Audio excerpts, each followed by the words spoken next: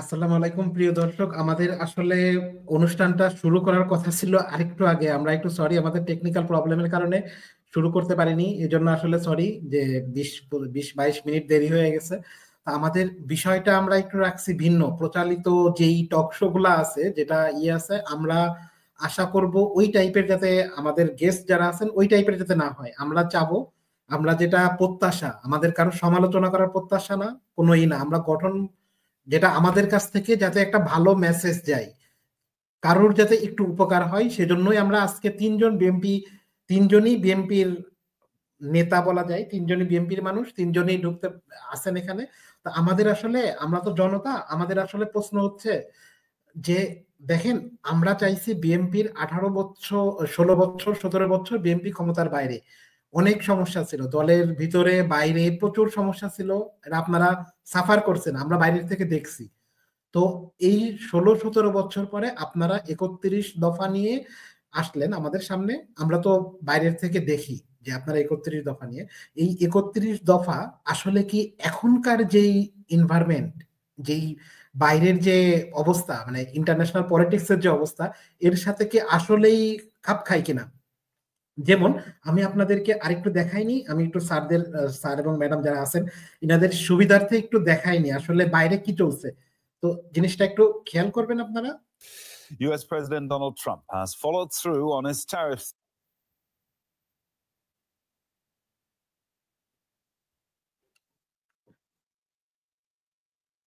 আচ্ছা, বিষয়টা হচ্ছে বিষয়টা হচ্ছে ট্রাম্পের বাংলাদেশ সহ আফ্রিকার অনেক দেশ থেকে তার সাহায্য প্রত্যাখ্যান করে নিয়েছে, এবং সামনে বাংলাদেশ 2026-এ মানে নিম্ন আয় থেকে মধ্যবিত্ত আয়, মানে মাঝারি টাইপের আয়, যেটা এলডিসি এরকম টাইপের বলে মনে হয়, এখানে উত্তরণ হওয়ার পর্বে আপনি সবকিছুতে কপিরাইট, ট্যাক্স এবং অন্যান্য ক্ষেত্রেও বিভিন্ন প্রকার বাধা আসবে। তো আমার 31 দফায় আসলে কি এগুলা মিট করে কিনা, আমি আগে রীতা ম্যাডামের দিয়ে শুরু করি। আপনি 31 দফায় এগুলা এগুলা সম্পর্কে কিছু বলা আছে কিনা, এবং সাথে একটু অ্যাড করবেন, আমরা যেহেতু প্রবাসী ম্যাডাম, আমরা তো প্রবাসী, আমরা বাংলাদেশের কোনো কিছু চাইও না, শুধু দিতে চাই, নিতে চাই না। তো আমাদের জন্য কোন দফায় কি বলা আছে, এবং আপনি 31 দফা নিয়ে আগে বলবেন এটা ইন্টারন্যাশনালি ভাবে অ্যাকসেপ্টেড কিনা। ধন্যবাদ দাউদ, অনেক ধন্যবাদ। আসসালামু আলাইকুম।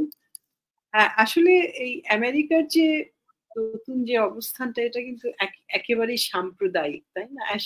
সাম্প্রতিক একটা পরিস্থিতি। এটা অনেকেই হয়তো আশা করেছিল, কারণ ট্রাম্প সাহেব উনি আসলেন এবং ওনার যে বিগত যে শাসন আমল ছিল সেখানেও তার যে কিছু অদ্ভুত চিন্তা ভাবনা, একদম এক্সট্রিমিস্ট কিছু তার কার্যকলাপ ছিল, ওগুলো আমরা আগেও দেখেছি। এবার তো সে মনে হচ্ছে বেশি ডেসপারেট।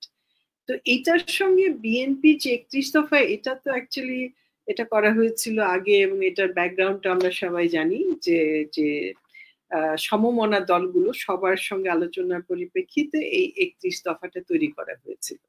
এখন 31 দফায় হয়তো ওই সুদূর প্রসারী আন্তর্জাতিক সম্পর্কটাকে হয়তো ওইভাবে হাইলাইটেড করা হয়নি বা করা প্রয়োজন ছিল না সেই সময়ে। তো এখানে আমি বলবো না যে একদম 31 দফা একদম পারফেক্ট, যে আমাদের বাংলাদেশের যে অর্থনৈতিক জিওপলিটিক্যাল যে অবস্থান আছে সেটার পরিপ্রেক্ষিতে যে একেবারেই একটা সমাধানমূলক একটা দফা বা সামনে নিয়ে যাওয়ার জন্য। তবে আমি এটাই বলতে চাই, যেহেতু সমমনা দলগুলো সবার সাজেশনের পরিপ্রেক্ষিতে এটা তৈরি করা হয়েছিল, তো সেই কারণে এখানে যে একটা গভীর গবেষণা করে দেশের পরিস্থিতি এবং ভবিষ্যতে কি প্রত্যাশা বা কিরকম পরিস্থিতি উদ্ভব হতে পারে সেগুলো পর্যালোচনা এবং আন্তর্জাতিক সম্পর্ক বাংলাদেশের সঙ্গে, সেটা পরিপ্রেক্ষিতে আমার মনে হয় অতটা গভীরে যাওয়া হয়নি। কারণ যেহেতু একটা অনেকগুলো দল, অনেকগুলো মানুষের, অনেকগুলো মানে মানে সমমনা দলগুলো তাদের সাজেশন এগুলোকে একসঙ্গে করার ফলে আমার মনে হয় কিছু হয়তো গ্যাপ থেকে গেছে। এরকম একটা পরিস্থিতি মোকাবেলা করবার জন্য যে সুদূর প্রসারী চিন্তাটা থাকবার কথা, এটা থাকা স্বাভাবিক না, এবং এটা প্রতিফলিত হয়নি 31 দফায়। এটা আমি মানে স্বীকার করছি। কিন্তু এটা তো অ্যাকচুয়ালি হচ্ছে একটা বেসিক একটা গাইডলাইন যে 31 দফার মাধ্যমে আমরা বাংলাদেশের যে সমস্যাগুলোর কথা আমরা যে পরিস্থিতি উদ্ভব হয়েছে সেগুলোর একটা বেসিক সমাধানের একটা কি বলবো একটা সমাধানের কিছু প্রেক্ষাপট তারা তুলে ধরেছে এবং সেটার ভিত্তিতে তারা 31 দফা তৈরি করেছে।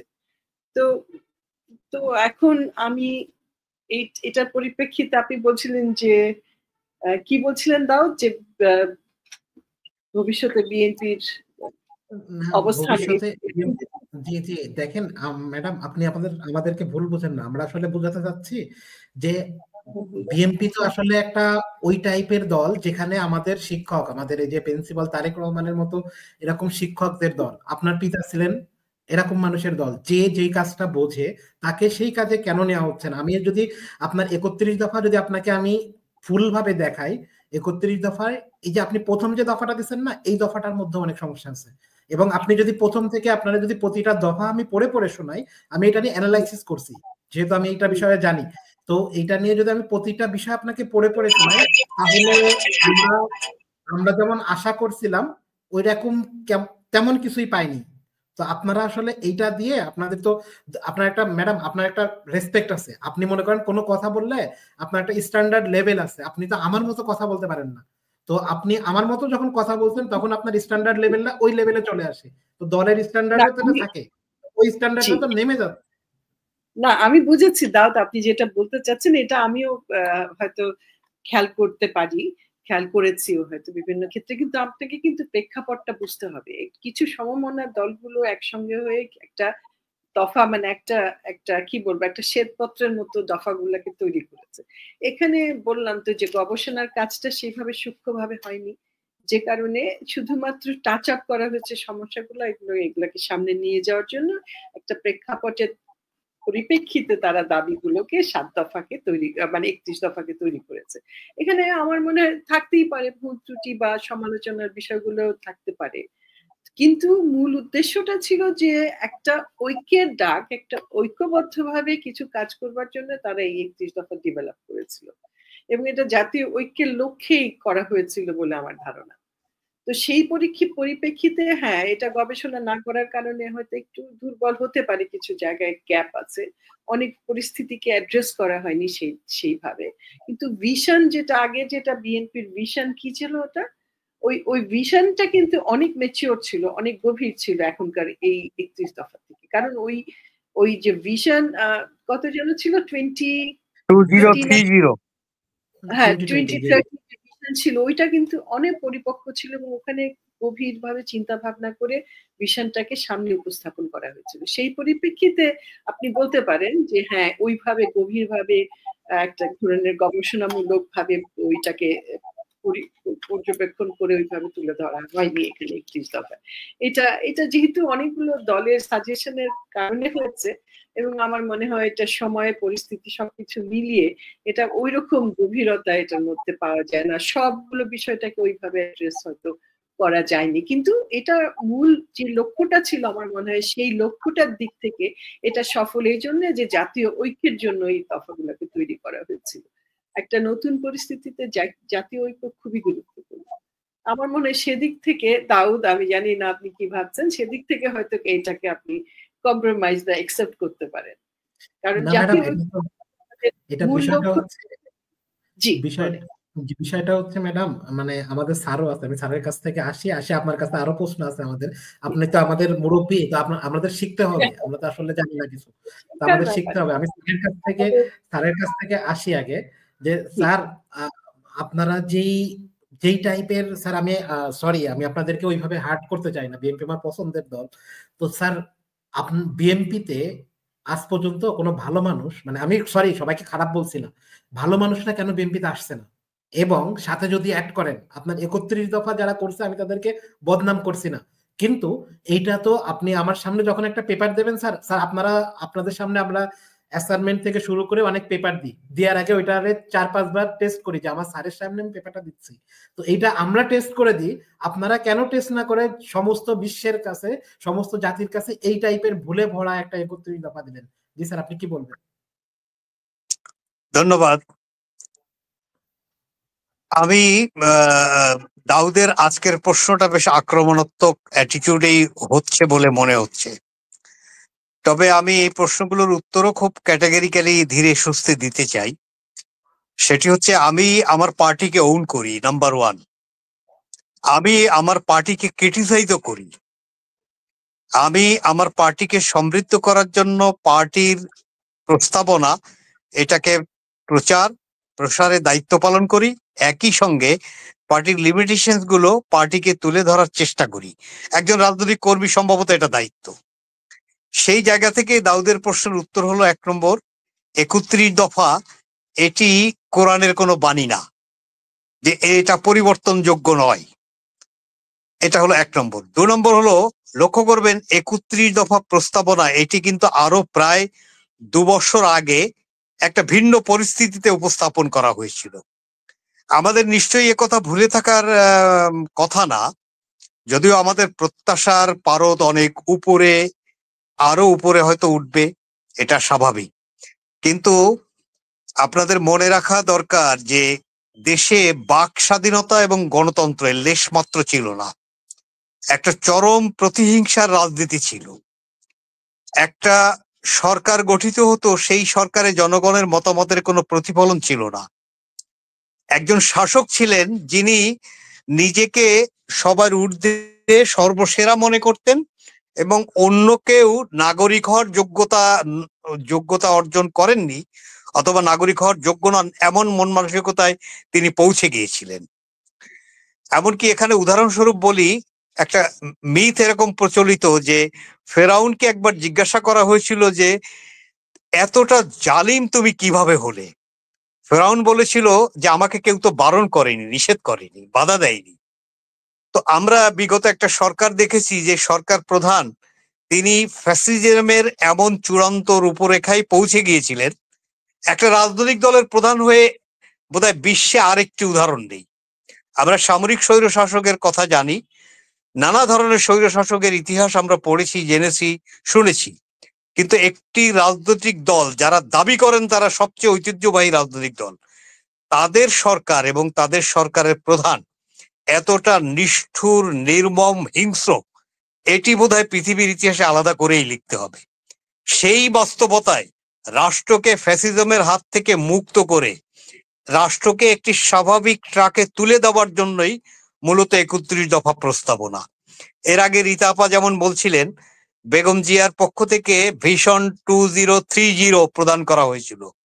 এটা একটা ম্যাচিউরড রাষ্ট্র ব্যবস্থাপনার একটা প্রস্তাবনা। মনে রাখতে হবে 31 দফা কিংবা ভিশন 2030 এগুলো কিন্তু প্রস্তাবনা। খেয়াল করবেন, শব্দটা কিন্তু প্রস্তাবনা। প্রস্তাবনা অর্থই হলো একটা সূচনা। সূচনার পরে ক্রিয়া এবং প্রতিক্রিয়ার প্রেক্ষিতে এগুলো পরিবর্তন হবে, পরিমার্জন হবে, বর্ধন হবে, কোথাও কোথাও এর কিছু জিনিস বাদও পড়ে যাবে। যেমন শহীদ রাষ্ট্রপতি জিয়াউর রহমানের অর্থনৈতিক কর্মসূচি ছিল কিন্তু 19 দফা।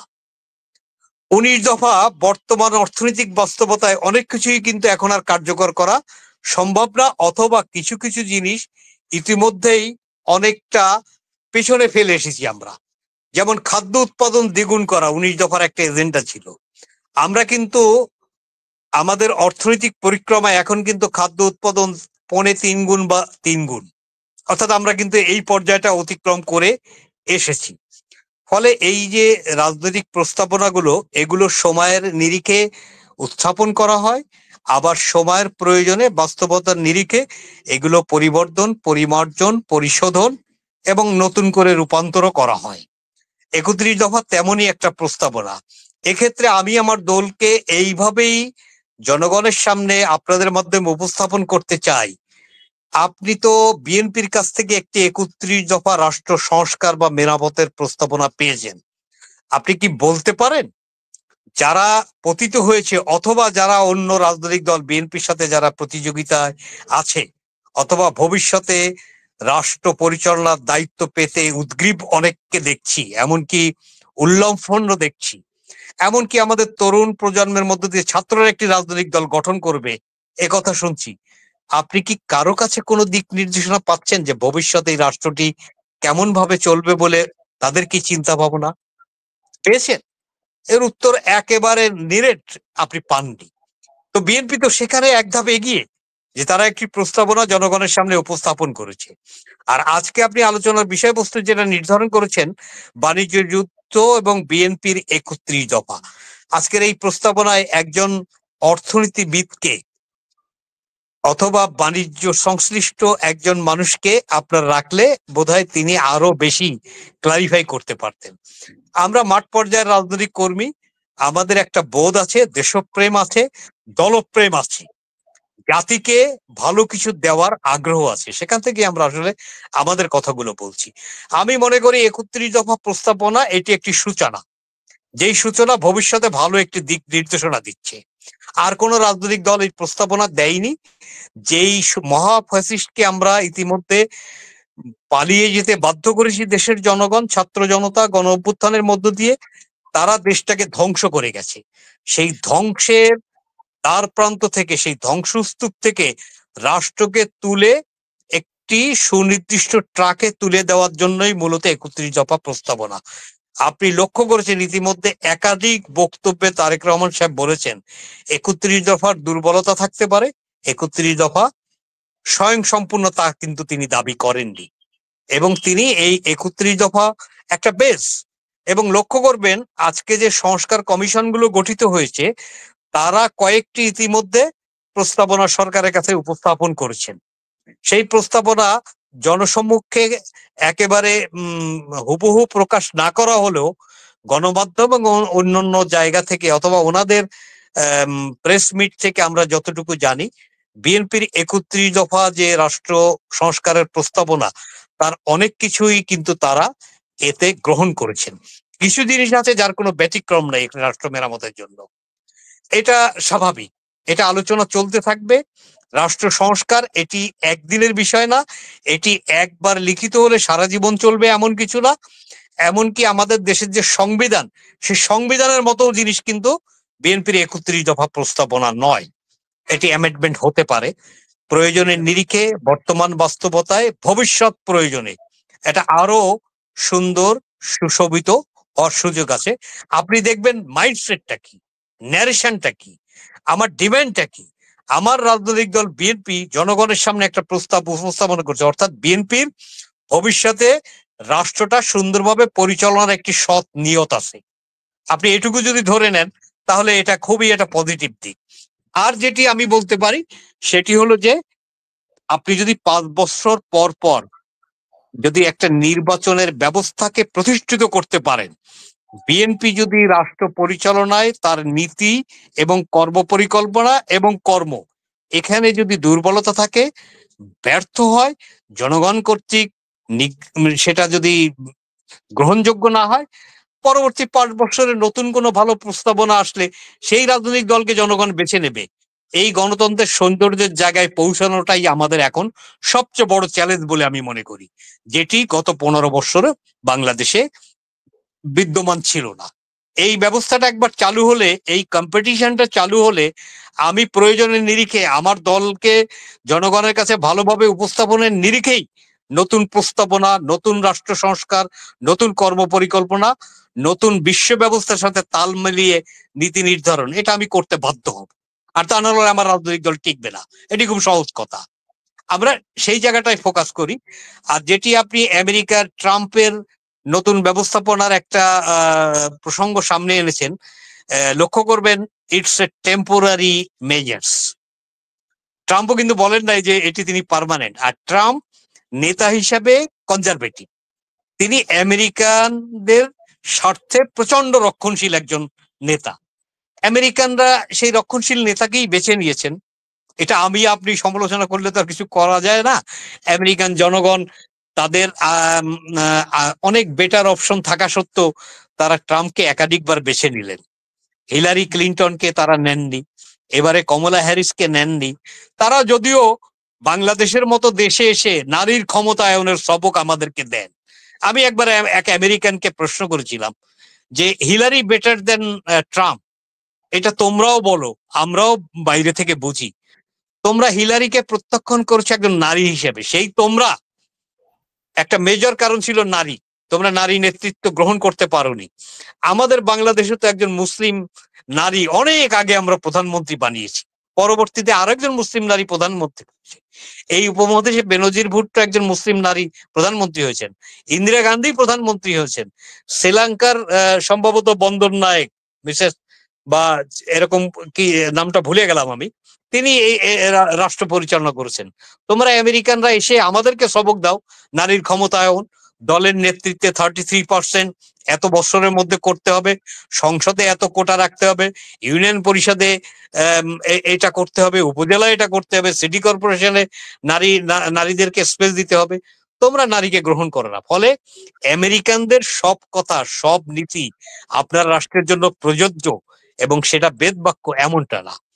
আর আমেরিকানরা তাদের স্বার্থেই সাময়িকভাবে বিশ্বের অনেকগুলো দেশকে যে সাহায্য করত সেটা তারা আপাতত সাসপেন্ড, লক্ষ্য রাখবেন সাসপেন্ড, তারা কিন্তু বন্ধ করেননি।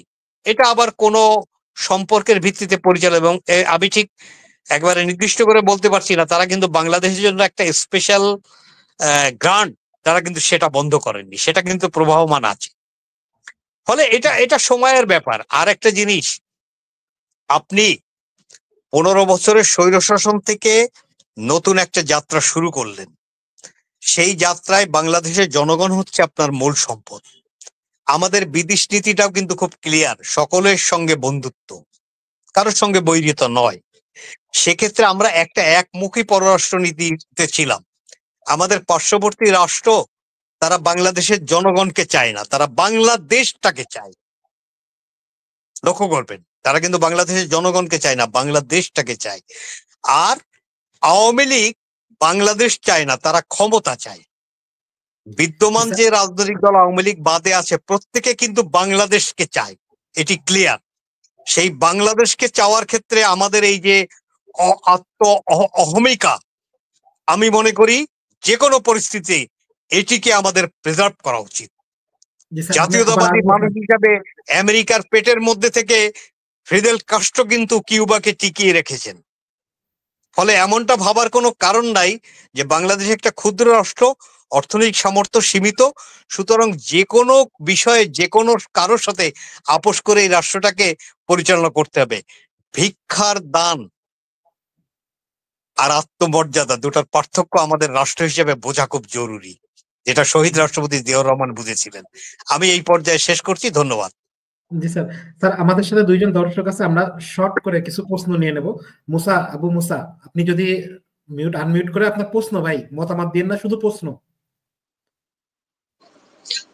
ধন্যবাদ সঞ্চালক দাউদ ভাই সহ আপনার প্যানেলের সম্মানিত আলোচকবৃন্দকে আমার পক্ষ থেকে আসসালামু আলাইকুম ওয়া রাহমাতুল্লাহি ওয়া বারাকাতুহু। হ্যাঁ, আমি প্রশ্নই করব, মতামত দেব না। এখানে দুইজন, একজন রিতা রহমান আছেন, আপা আছেন, আর তরিকুল ইসলাম ভাই আছেন, তাদের কাছে প্রশ্ন। বর্তমান ছাত্র রাজনীতি দল করবে, ঠিক আছে, এতে কারো কোনো বাধা নেই, কারো কোনো আপত্তি নেই, কারো আমার মনে নেই। তো আপনি দলও থাকবেন, ক্ষমতা থাকবেন, আবার রাজনীতির দল করবেন।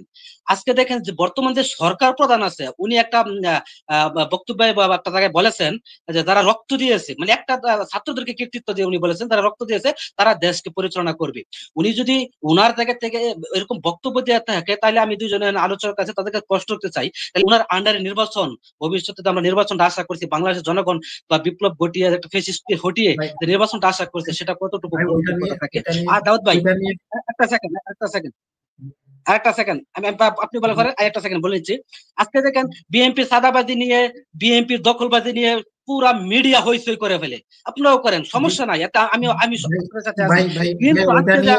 আলোচনার বিষয় না, আলোচনার বিষয় হচ্ছে 31 প্রশ্ন করতেছি। আজকে যুবদলের একজন কর্মী, আমাদের ভাই যুবদলের একজন কর্মীর কাছে সেনাবাহিনীতে মেরে ফেলা হলো। আজকে বিএনপি, আওয়ামী লীগের হাতে বিএনপি নেতা মেরে ফেলা হচ্ছে। আজকে আপনি এখন একটু নিউজ দেখছেন আওয়ামী লীগ সভাপতিকে পুলিশে গ্রেপ্তার করলো, ছিনিয়ে নেওয়া হলো, ঠিক আছে। তাহলে আমি আপনাদের কাছে প্রশ্ন, আজকে যদি রাজনৈতিক একটা সরকার থাকতো তাহলে কি এমনটা হতো? এটাই আমি প্রশ্ন, এটি জানতে চাচ্ছি। কিন্তু সাদাবাজি নিয়ে যেরকম হইচই হয়, দখলবাজি নিয়ে যেরকম আপনার কথা আমরা শুনবো পরে অন্য আরেকদিন, আমরা যে সময় জনতার কথা হবে সেটা আমরা শুনবো ভাই, আপনার কথা শুনবো। মনির ভাই, আপনি যদি সংক্ষেপে প্রশ্নটা করেন ভাই। শুধু প্রশ্ন। জি ধন্যবাদ দাউদ ভাই এবং সম্মানিত রিতা আপা, আসসালামু আলাইকুম। বিএনপি যে 31 দফা দিয়েছে দাউদ ভাইও বিশ্লেষণ করেছেন, এটা আমরা দেখেছি, আমরা বিভিন্ন ভাবে জানতে পারলাম 31 দফা। কিন্তু এই 31 দফার মধ্যে প্রবাসীরা কেন উপেক্ষিত? প্রবাসীরা তো দেশের জিডিপির 15% উপরে বর্তমানে আরো বেশি অবদান রাখতেছে। তাহলে প্রবাসীরা কোন রাজনৈতিক দলের এজেন্ডার মধ্যে নাই এবং ওনাদের যে দফা সংস্কার করবে এগুলোর মধ্যে নাই কেন? প্রবাসীরা এত উপেক্ষিত। আগামী নির্বাচনে প্রবাসীরা নির্বাচনে অনেক ভূমিকা রাখবে। ধন্যবাদ আপনাদের সবাইকে। থ্যাংক ইউ ভাই, থ্যাংক ইউ ভাই, আপনি দেখতে থাকেন। রীতা আপু, আপনার কাছে আমরা আসবো, আপনি আপনার কাছে আসি, কিন্তু আমি একটা জিনিস দেখাই আপনাকে। এখানে 21 নম্বর দফাটা কি আপনি পড়তে পারছেন কিনা আমি একটু আপনারা পড়ে শোনাই।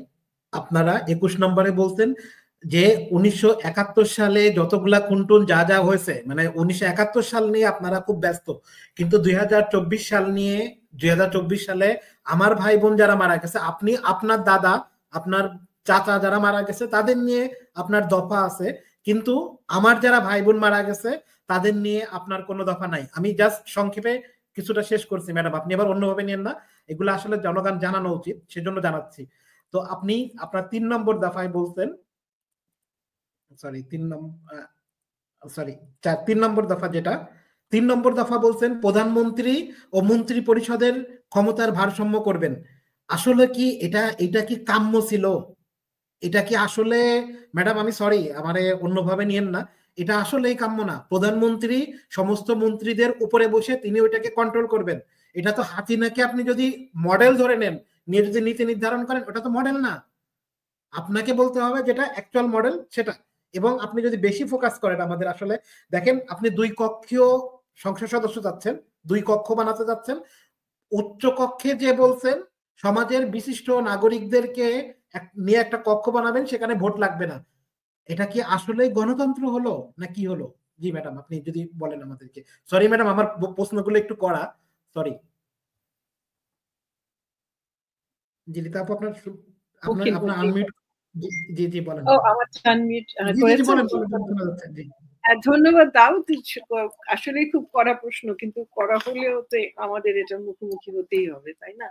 হ্যাঁ, আমরা কিন্তু চাই, যেমন আমার তারেক সাহেব বললেন যে আসলেই যে এটা তো শেষ কথা না, এটা একটা প্রস্তাবনা, এরপরে এটাকে সংশোধন করা যাবে, এটার নতুন প্রস্তাবনা এবং বাস্তবতার পরিপ্রেক্ষিতে এটা পরিবর্তনের সুযোগ নিশ্চয়ই আছে, আমি মনে করি। হ্যাঁ, আপনারা যেটা তুলেছেন এবং ওই পূর্ববর্তী একজন আমাদের দর্শক যিনি প্রশ্ন করেছেন, খুব যথার্থ প্রশ্ন করেছেন। ঠিক আছে, এগুলো যুক্তিসঙ্গত, এগুলো নিশ্চয়ই আমরা এগুলোকে, আমি মনে করি যে বিএনপির বিশেষ মহল এগুলোকে গুরুত্ব সহকারে দেখবে, কারণ 31 দফাটা একটা প্রস্তাবনা এবং এটাকে একটা সামনে নিয়ে আসা, রাজনৈতিক ভাবে সংস্কারের প্রস্তাবের সঙ্গে এটাকে সামনে নিয়ে আসা। এখানে হ্যাঁ ভুল ত্রুটি আছে, যেটা বলেছিলাম আমি আবার এটা রিপিট করি, সেটা হচ্ছে গিয়ে যে যেহেতু এটা বেশ কতগুলো শরিক দলের প্রস্তাবনার পরিপ্রেক্ষিতে তৈরি করা হয়েছে মানে সম্মিলিতভাবে, সেই কারণে আমার মনে হয়েছে যে এখানে গবেষণার দিকটা ওইভাবে মানে কি বলবো, ওইভাবে প্রকাশ পায়নি গবেষণার ব্যাপারটা। এটা যদি আরো গভীরভাবে গবেষণা করা হতো, এবং আমার মনে হয় যেমন তারেক সাহেবও বললেন যে সামনে আমাদের সেই সুযোগটা আছে দলীয় ভাবে, সেটা আমরা পরিস্থিতি বাস্তবতার পরিপ্রেক্ষিতে এগুলোকে নিশ্চয়ই এগুলোকে আবার পরিবর্তন করার আমাদের সুযোগ আছে এবং করা হবে দলীয় ভাবে। আমি নিশ্চিত যে এটা করা হবে, কারণ বিএনপি, আপনাকে খেয়াল করতে হবে, বিএনপি একটা জনমুখী বা একটা জনগণের একটা রাজনৈতিক সংগঠন, জাতীয়তাবাদী। এবং বিএনপির যে মূল, যে বিএনপি যখন প্রতিষ্ঠিত হলো, আমার আব্বা মশিউর রহমান জাদু মিয়া ছিলেন ন্যাশনাল আওয়ামী পার্টির তখন চেয়ারম্যান, কারণ তখন মৌলানা ভাসানী অলরেডি প্রয়াত হয়েছেন। এবং ওই ন্যাপের যে রাজনীতিটা ছিল মূলত, যেটা হচ্ছে জনগণের রাজনীতি। এবং আমার আব্বা একটা কথা সবসময় বলতেন, আজকে আমি বলতে চাই এখানে, সেটা হচ্ছে জনগণই সকল ক্ষমতার উৎস। যদি জনগণই ক্ষমতার উৎস হয়, তাহলে আমাদের জনগণের পার্সপেক্টিভ থেকে আমরা যাই প্রস্তাবনাগুলো আনি, সেই পার্সপেক্টিভ থেকে আমাদের এগুলোকে তুলে ধরতে হবে। বাংলাদেশের মূল সমস্যা যে কোনগুলো, বা জনগণ যেই মানে আজকে অর্থনৈতিক উন্নয়নের ক্ষেত্রে, বা ওই যে আমরা বলছি ক্ষমতায়ন, আমি যদি একটা কৃষক ক্ষমতায়নের ক্ষেত্রটাকে তুলে ধরতে চাই, তাহলে আমাদের কিন্তু ওই কৃষকদের সমস্যাগুলোকে সামনে নিয়ে এসে সেটার পরিপ্রেক্ষিতে আমাদের প্রস্তাবনাগুলো থাকা দরকার আছে। নারী ক্ষমতায়নের ব্যাপার আছে, এখানে আপনার যে জীবনযাপনের মান উন্নয়নের প্রস্তাবনা আছে, শিক্ষার মান উন্নয়নের প্রস্তাবনাগুলো থাকা দরকার আছে। এগুলো খুব মৌলিক ব্যাপার, এগুলো বাংলাদেশের সবগুলো রাজনৈতিক দল এগুলো নিয়ে চিন্তা ভাবনা করে, বেশি কম। আর আমি এখানে প্রসঙ্গটা আনবই না, কারণ আমি মনে করি আওয়ামী লীগ একটা কথিত রাজনৈতিক সংগঠন, তাদের আর কোনো অধিকার নেই এদেশের মাটিতে রাজনীতি করবার। এই কারণে মূলত, কারণ তারা এই দেশটাকে বিট্রে করেছে, এই দেশের মানুষের সঙ্গে বিশ্বাসঘাতকতা করেছে, এদেশের আমাদের সন্তানদের উপরে তারা গুলি করে তাদের হত্যা করেছে। এখন যদি আমরা বলি যে নতুন দলের ব্যাপারটা অনেকে আলোচনা করছে, অসুবিধা কি? আরো 10টা রাজনৈতিক সংগঠন, বিএনপি যদি তাদের যে রাজনৈতিক মানে লক্ষ্য আছে সেখানে যদি তারা ঠিক থাকে, অটল থাকে, জনগণ বিএনপির সঙ্গেই থাকবে। যতগুলোই রাজনৈতিক সংগঠন হোক না কেন, জনগণ বিএনপিকে সমর্থন দিয়েছে, এবং সামনে বিএনপি যদি সঠিক পথে চলে তাহলে বিএনপির সঙ্গেই জনগণ আসবে। কারণ ম্যাচিওর ম্যাডাম আমাদের আরেকটা প্রশ্ন আছে আপনাকে, আপনি যেহেতু আপনাকে খুঁজে পাওয়া যায় না, আমাদের আসলে খুব কাঙ্ক্ষিত মানুষ আপনি, তো আপনাকে একটু আরেকটা জিনিস দেখাই। The German parliament here in Berlin has been debating proposals. না, এটা আর দেখানো যাচ্ছে না, যাই হোক আমার সমস্যা। বিষয় হচ্ছে, আপনাদেরকে বিষয়টা বলি, ইলন মাস্ক জার্মানিতে এসে এএফডি, মানে যেটা হচ্ছে আগে মানে একটু ন্যাশনালিস্ট পার্টি যাকে বলে আর কি, তো এই টাইপের পার্টির সাথে কথা বলার সময় বলছে গণতন্ত্র মানে স্বাধীনভাবে কথা বলা গণতন্ত্রের জন্য হুমকি। এই কারণে জার্মান পার্লামেন্টে তাদেরকে রাজনৈতিক দল হিসাবে নিবন্ধন বাতিল এবং জার্মানিতে রাজনীতি করতে পারবে না, এটা নিয়ে আলোচনা হচ্ছে। আর আপনারা এত সুশীল কিভাবে হলেন? যারা সাংবাদিকদের খুন করছে তাদের বিচার হলো না, যারা গণহত্যা করছে তাদের বিষয়ে কোনো কথা নাই। আলী রেওয়াজ নামে একজন মানুষ আছেন যিনি সংবিধান প্রণয়ন করছেন, সংবিধান সংশোধন করছেন, তার ওই রাইটস আপনি যদি ম্যাডাম আপনি সরি আমাকে এইভাবে বলা ঠিক না, আপনি যদি যেই সরকার সংবিধান রক্ষার জন্য শপথ নিছে সেই সংবিধানে বলা আছে দেশের বাইরের কোনো মানুষ রাষ্ট্রীয় সংবিধান অথবা কোনো পদে, এরকম কোনো পদে অধিষ্ঠিত হতে পারবেন না, এটা সংবিধানের সাথে সাংঘর্ষিক। এটা কি সংবিধান অবমাননা নয়? আপনারা কি বুঝাবেন, কি করবেন? হাসিনার কি বিচার হবে না? না না না, হাসিনার তো বিচার কখনোই বিএনপির তরফ থেকে কেউই বলেনি যে হাসিনার বিচার হবে না। হাসিনার বিচার তো হতেই হবে, কারণ হাসিনা দেশটাকে, আমি শুধু বলবো হাসিনা বলবো না, আমি বলবো আওয়ামী লীগ, পুরো এই যে একটা রাজনৈতিক সংগঠন, দেশটাকে, দেশের মানুষের সঙ্গে, দেশের সঙ্গে তারা যে বিট্রে করেছে, তারা বিদেশিদের সঙ্গে গোপন চুক্তি করেছে, দেশের প্রত্যেকটা অর্থনৈতিক সেক্টর যেখান থেকে প্রবৃত্তি আসতে পারতো সবগুলো ভারতের হাতে উঠিয়ে দিয়েছে। তো এই যে অপরাধগুলো, একটা রাজনৈতিক দলের অপরাধগুলো আমাদের খেয়াল করতে হবে। যতটা অপরাধ করা সম্ভব আওয়ামী লীগ এবং তার নেতৃত্ব দীর্ঘ সময় ধরে, আমি বলবো 71-এ শেখ বা আপনি 1966-এ যদি শেখ মুজিবুর রহমান সাহেবের যদি নেতৃত্ব থেকে শুরু করে, তখন থেকে এই রাজনীতি, আওয়ামী লীগের রাজনীতি দেশ বিরোধী রাজনীতি। তারা একটা প্রোপাগান্ডার উপরে ভিত্তি করে একটা মানুষকে এক ধরনের উত্তেজিত একটা অবস্থায় নিয়ে গিয়ে তারা দেশ শাসন করেছে সবসময়। তো তার পরিণতিও আমরা দেখলাম যে আজকে কি হয়েছে বাংলাদেশে। তো আওয়ামী লীগ কোনো রাজনৈতিক সংগঠন না। আমরা যখন খুব ছোট ছিলাম আমি শুনেছি আওয়ামী লীগকে অনেকেই আখ্যায়িত করতো, কিভাবে বলতো যে এটা একটা প্রতিক্রিয়াশীল রাজনৈতিক সংগঠন, এটা একটা সুস্থির সুচিন্তিত রাজনীতি করে না, সবসময় প্রতিক্রিয়াশীল। তো যাই হোক, এগুলো আমাদের শিক্ষক আছেন তারেক সাহেব, উনি হয়তো আরো ভালো করে এক্সপ্লেন করতে পারবেন। কিন্তু আমি যেটা বাংলাদেশের আরেকবার আপনার কাছে আসবো একটা বিষয় আপনার কাছে আসবো, বলে শেষ করে দেই যে এইটা মূলত বাংলাদেশটা আসলে এখন এমন একটা পরিস্থিতিতে এসে গেছে যেখানে আমাদের জাতীয় ঐক্য খুব গুরুত্বপূর্ণ, এবং আমাদের we are blessed to have Dr. Yunus as our leader for this crisis period. আমি মনে করি এটা আমাদের একটা আমাদের উপরে আল্লাহর একটা রহমত যে ডক্টর ইউনূস উনি ব্যক্তি মানুষ হিসেবে যাই হোক না কেন, ওনার যে নামের ভারটা আছে, ওনার যে অবস্থানের ভারটা আছে, এটা কিন্তু আমাদের অনেক পরিপূর্ণ করতে সহায়তা করবে, ভবিষ্যতে করবে, এখনো করছে। আমাদের টিকিয়ে রাখতে এই ভারটা কিন্তু অনেক কাজ করছে, এটা আমাদের কিন্তু উপলব্ধি করবার বিষয়। ধন্যবাদ। জি ম্যাডাম, জি ম্যাডাম, আমরা আমরা আসবো। আমাদের সাথে কিছু দর্শক আছে, আমরা আসলে ওনাদের শর্ট প্রশ্ন, ভাই শুধু প্রশ্ন, কোনো মতামত না প্লিজ। জালাল সঙ্গীত ভাই, আপনি শর্ট প্রশ্ন ভাই, কোনো জি জি জি, অবশ্যই অবশ্যই অবশ্যই।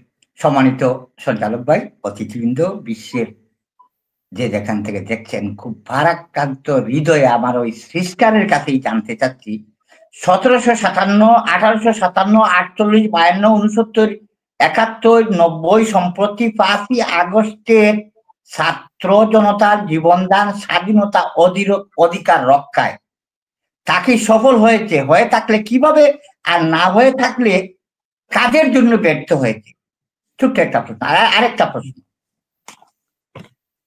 সম্প্রতি দেখলাম সারফুকা যেভাবে ছেঁড়া খাতা পছন্দ করে,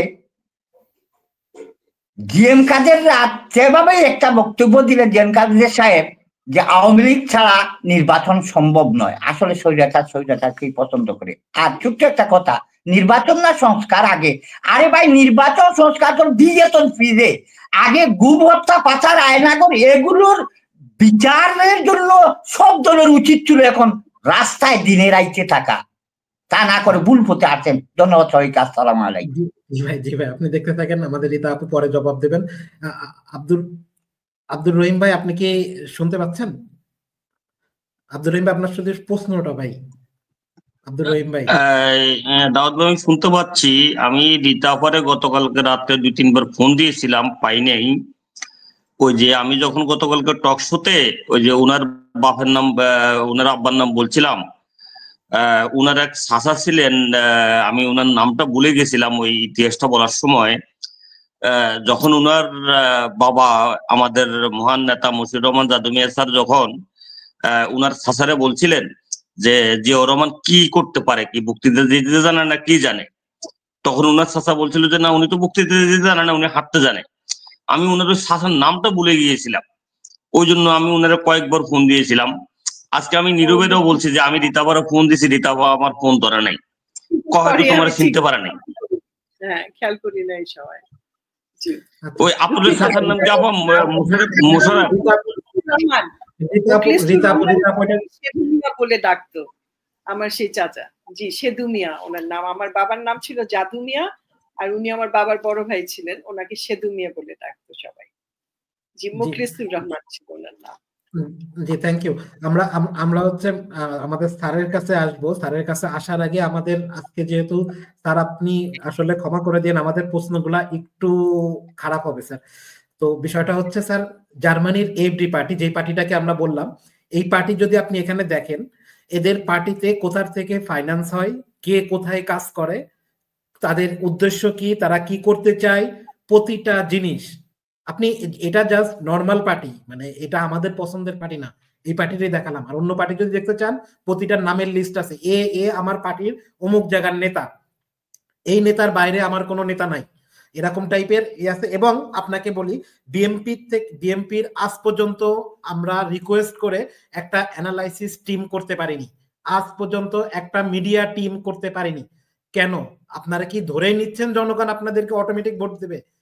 এটাকে আপনারা ধরে নিচ্ছেন কিনা? জি স্যার, আপনি বলেন। ধন্যবাদ। দল হিসেবে বিএনপির অনেক লিমিটেশনস আছে, এটা সত্য।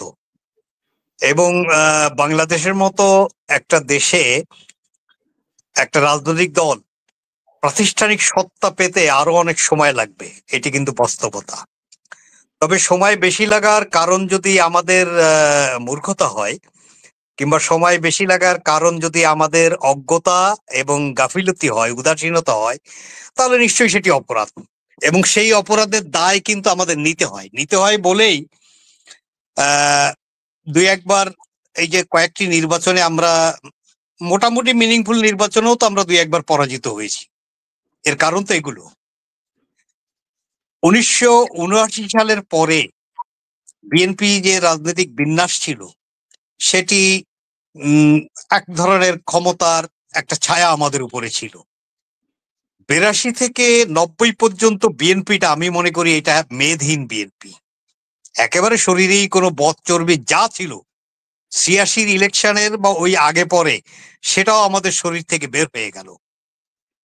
পরে অবশ্য তারা ওই অনেকেই আমাদের আবার অ্যাকোমোডেট হয়েছিলেন, কিন্তু 86 এর পর থেকে 90 পর্যন্ত একটা বিএনপি, একমাত্র নেতা বেগম খালেদা জিয়া, আর বাকি আমরা তরুণরা রাস্তায় জীবন দেওয়ার উদ্দেশ্য নিয়ে রাজপথে নামা সেই তরুণ ছাত্রকর্মীরা। এই বিএনপিটা ছিল অসাধারণ একটা সুস্থ বিএনপি, যদিও তখন প্রাতিষ্ঠানিক এবং সাংগঠনিক কাঠামোয় দুর্বলতা ছিল। পরবর্তীতে 91 থেকে 96, তারপরে একটা গ্যাপ, আমরা একটা নির্বাচনে পরাজিত হয়েছিলাম 96-এ। 2001 থেকে 2006 এই সময়টা বিএনপির জন্য একটা কালো সময় গেছে, যদি আমি আত্মসমালোচনা করি। এই সময় বিএনপির মধ্যে একটা লুটেরা শ্রেণী নানা ফাঁক ফোকর দিয়ে তারা নানাভাবে বিএনপিকে ক্ষতিগ্রস্ত করার জন্য তারা হঠাৎ করে বিএনপির কর্তৃত্বে চলে আসলেন নানাভাবে। পরবর্তীতে এই যে আমরা 15টা বছর একটা জার্নি আমাদের গেল, খুব একটা দুর্বিষহ জার্নি। আমাদের মতো শত শত হাজার হাজার লক্ষ লক্ষ রাজনৈতিক কর্মী মামলায় আসামি হয়েছি, জেল খেটেছি, শারীরিকভাবে আঘাতপ্রাপ্ত হয়েছি, অর্থনৈতিকভাবে বিপর্যস্ত হয়েছি, ক্ষতিগ্রস্ত হয়েছি। অনেক নেতাকর্মী বাড়িঘর ছাড়া হয়েছে, তাদের একেবারে অর্থনৈতিক অবস্থা শূন্যের কোটায় নেমে গেছে, ঋণগ্রস্ত হয়ে পড়েছে। তারপরও বিএনপি প্রকৃত অর্থে যে সাংগঠনিক সত্তা এবং প্রাতিষ্ঠানিক সত্তা পরে দাঁড়ানো দরকার ছিল, সেখানে বিএনপির ঘাটতি এখনো রয়ে গেছে। এই যে বলছেন যে আমাদের কোনো অ্যানালাইসিস উইং নাই, এটি কিন্তু সত্য। তবে মিডিয়া উইং দীর্ঘদিনের এই দুর্বলতা কাটিয়ে ওঠার জন্য সম্প্রতি আমাদের একটা মিডিয়া সেল হয়েছে, আমাদের সাবেক একজন ছাত্রনেতা জহিরুদ্দিন স্বপনের নেতৃত্বে এবং আরেকজন ছাত্রনেতা শহীদুদ্দিন চৌধুরী অ্যানি, এদের নেতৃত্বে একটা মিডিয়া সেল হয়েছে। মোটামুটি তারা ভালো করছেন, মোর অন লেস। আমাদের একটা ডিপ্লোম্যাটিক রিজনে কাজ করার জন্য কয়েকটা সেক্টরে ভাগ হয়ে কিছু তরুণরাও এর মধ্যে সম্পৃক্ত হয়েছেন। তাদের ম্যাচুরিটি নিয়ে সমাজে উচ্চ মহলে প্রশ্ন থাকলেও তারা কিন্তু কাজে পারদর্শিতা দেখানোর চেষ্টা করছেন, এবং সময় দিলে শেখারও তো সময় একটা মানুষের আছে। বেশ কিছু তরুণরা কিন্তু আমাদের এই যে ডিপ্লোম্যাটিক রিজনে কাজ করছেন, এর মধ্যে কেউ কেউ যে বালখিল্যতা প্রদর্শন করেন না তা কিন্তু না। সেগুলোকে ছেঁটে ফেলার জন্য একটা তাগিদ আমরা দিচ্ছি আমাদের রাজনৈতিক দলের শীর্ষ পর্যায়ের নেতৃবৃন্দকে। বিএনপি জনগণের দল হয়ে ওঠার ক্ষেত্রে বিএনপি কিন্তু সফল আছে। বিশেষ করে আপনি লক্ষ্য করবেন 16 বছরে এত নির্যাতনের মধ্য দিয়ে সেই অর্থে কিন্তু বিএনপি ত্যাগ করে চলে গেছেন শীর্ষ নেতৃত্ব, এমনটা কিন্তু রেকর্ড খুব কম। এটি আমি মনে করি 16 বছরে বিএনপি সবচেয়ে ভালো দিক সাংগঠনিক দিক থেকে। বিএনপি একজন মহাসচিব পেয়েছেন, অত্যন্ত একজন পরিশীলিত মানুষ, সমাজের সর্বস্তরে তার যথেষ্ট গ্রহণযোগ্যতা আছে, দোষে গুণে মানুষ। 100-তে 100 পেয়ে কেউই আমরা কিন্তু উত্তীর্ণ হব না, তবে 100-র মধ্যে সবচেয়ে বেশি নম্বর পাওয়াটাকেই আমরা আপাত দৃষ্টিতে শ্রেষ্ঠ ধরে নেব।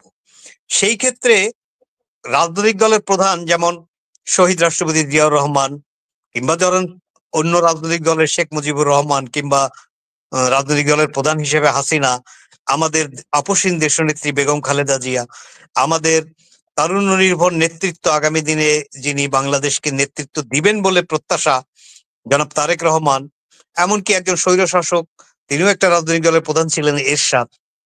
এই ধরনের জাতীয় নেতৃত্ব যদি আপনি বাদ দেন এবং একজন ইসলামী স্কলার হিসেবে দেলোয়ার হোসেন সাঈদীর কথা যদি আপনি পাশে সরিয়ে রাখেন, তাহলে অন্য ফেজ থেকে লিডারশিপে মির্জা ফখরুল কিন্তু একটা পর্যায়ে পৌঁছে গেছেন। বিশেষ করে আন্দোলন সংগ্রামে তারপর যে নিপীড়ন যাওয়ার পরেও তিনি আপোষ করেন নাই। তিনি বেগম খালেদা জিয়া এবং তারেক রহমানের নেতৃত্বের প্রতি চরম আস্থা প্রদর্শন করে দলকে তিনি রান করানোর চেষ্টা করেছেন। আপনি আমির খসরু মাহমুদের মতো একজন মানুষ আমাদের দলের নেতৃত্বে, আমাদের ডক্টর মঈন খানের মতো একজন মানুষ আমাদের দলের নেতৃত্বে উঠে আসছে একঝাঁক তরুণদের মধ্যে অনেকেরই পটেনশিয়ালিটি আছে, আমরা দেখেছি। কেউ কেউ বক্তৃতায় ভালো, কেউ কর্ম পরিকল্পনায় ভালো, বেশ কিছু উল্লেখযোগ্য দিক আছে। তবে হ্যাঁ, একটা ওয়েস্টেজ তারুণ্য কিন্তু আমাদের দলের শরীরের মধ্যে এখনো আছে, যাদেরকে সমালোচকরা ভাইয়া গ্রুপ হিসাবে চিহ্নিত করেন। এই ভাইয়া গ্রুপের না আছে মেধা, না আছে সংগঠনের প্রতি কমিটমেন্ট, না আছে রাজনীতি যে একটা জনকল্যাণের ধর্মযুদ্ধ এই জ্ঞান, না আছে ইতিহাস বোধ, না আছে পড়াশোনা। এদের কারো কারো হয়তো কয়েকখানা সার্টিফিকেট থাকতে পারে।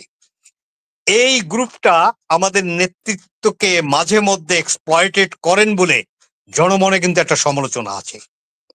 এবং এদের ছত্রছায়ায় দেশে যতটুকু বদনাম নানা সময় বিএনপির হচ্ছে, অথবা আমাদের তারেক রহমান সাহেব বারবার যে কারণে সতর্ক করছেন, সেই সতর্ক করার জন্য যে লোকগুলো, যাদের আচরণ এই সতর্কবাণী উচ্চারণের জন্য ওনার মতো মানুষকে অস্থির করে ফেলছে, বিদেশে উনি মায়ের চিকিৎসা একজন সন্তান হিসেবে তার কতটা মনোযোগ দেওয়া দরকার সেটি রেখেও তিনি প্রতিদিন যে আমাদেরকে এক ধরনের সবকই দিচ্ছেন, আমি শব্দটা উচ্চারণ করলাম, আমাদেরকে থ্রেট করছেন, আমাদেরকে সোজা পথে রাখার জন্য শাসন করছেন, এই যাদের কারণে এই বাস্তবতার মধ্যে ওনাকে ঢুকতে হলো, তাদেরকে দলের শরীর থেকে ছেটে ফেলে, দল থেকে বাদ দিতে বলছি না, ছেটে ফেলে তাদের উপযুক্ত জায়গায় দিয়ে যে তারুণ্য দলকে দিতে পারবে, দেশকে দিতে পারবে, রাষ্ট্রকে দিতে পারবে, যেই তারুণ্য নির্লোভ, যেই তারুণ্য কমিটেড,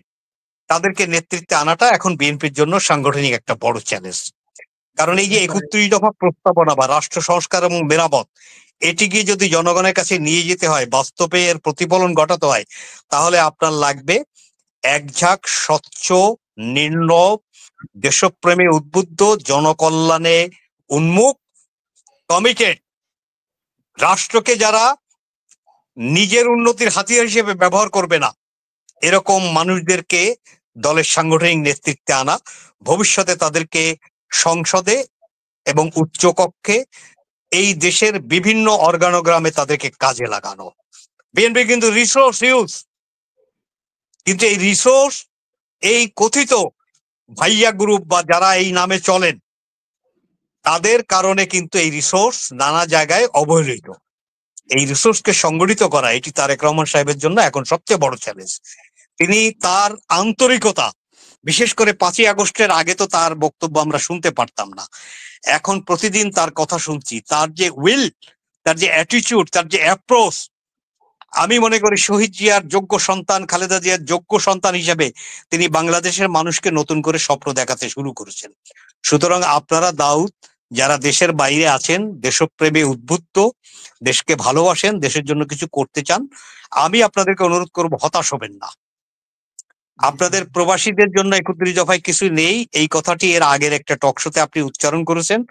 আমি রীতা আপাকে বলবো, আপনার স্পেস আমার থেকে বেশি, আপনি পার্টির হাইকমান্ডে কথা বলার অ্যাভেলেবেল সুযোগ আপনার আছে, আপনি চেষ্টা করবেন এই যে প্রবাসী 1 কোটির মতো প্রবাসী, তাদের ওয়েলফেয়ার, এটা কিন্তু আমাদের নিশ্চিত করতে হবে, রাষ্ট্রকে যদি শক্তিশালী করতে হয়।